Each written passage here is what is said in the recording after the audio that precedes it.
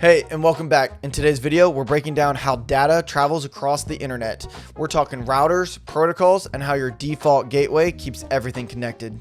Simply put, routing is the process of choosing the best path for data to travel from one network to another. Just like how GPS guides cars through roads, routers guide data through networks.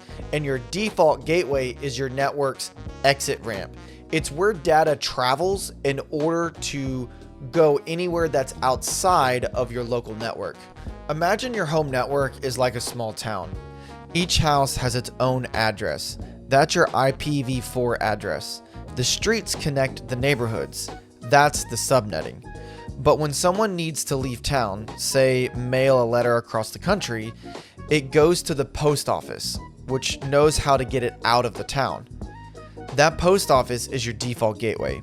The routers that are beyond it are like a chain of postal distribution centers, each one deciding the fastest route to the next destination, i.e. the next router or its final destination. Okay, so let's go a little bit deeper and figure out what routing actually does. Routers are devices that move packets between different networks. Every packet includes a source IP and a destination IP.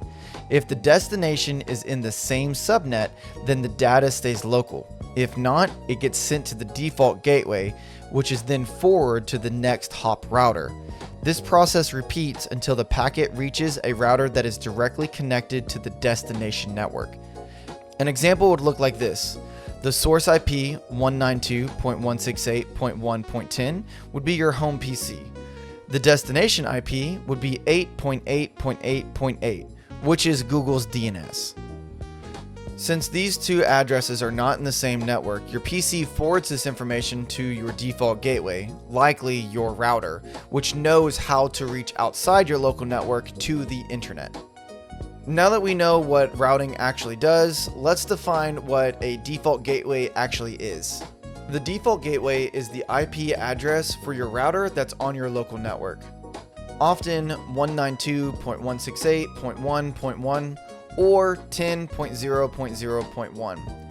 It's the bridge between private IP addresses, your local network, and public IP addresses, the internet. Private IPs used inside your LAN, not routable to the internet.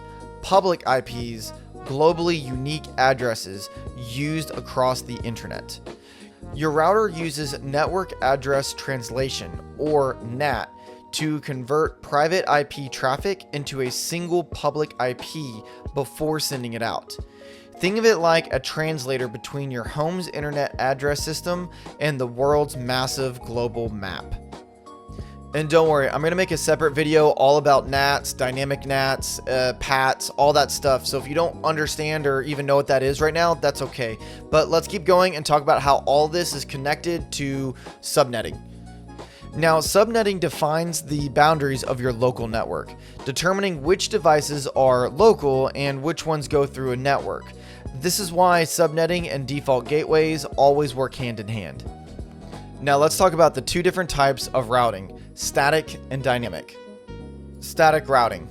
Routes are manually configured by admin, best for small or simple networks.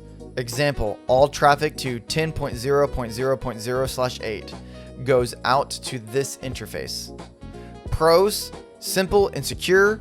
Cons, doesn't scale very well, must be manually updated. Dynamic routing. Routers automatically share and learn routes using routing protocols. Best for medium to large networks. Automatically adaptive when network paths change. Protocols include RIP, Routing Information Protocol, simple, distance-based, older. OSPF, Open Shortest Path First, calculates best path using link cost, fast and scalable. EIGRP, Enhanced Interior Gateway Routing Protocol, Cisco Proprietary Hybrid Protocol, efficient and fast. BGP, Border Gateway Protocol, the backbone of the internet, contains ISPs and large organizations globally. So putting all this together, it's your device to the default gateway, to the router network, to the internet backbone to the destination. Along the way, routers use tables and protocols to choose the best path, just like how traffic lights and highways guide cars. The key takeaway here is that subnetting defines where you are, and routing determines how to get somewhere else. Okay, so let's recap. Routing is how the internet works. From your default gateway to global backbone routers, every hop is a part of a system that is consistently updating and optimizing paths for speed and reliability. Once you understand routing, you'll understand how every device on Earth stays connected. Okay, so that's it for the video. I hope you enjoyed it. If you did, go ahead and smash that like button, subscribe so you don't miss out on further content, and as always, work with what you got, build what you need, and I'll catch you in the next one.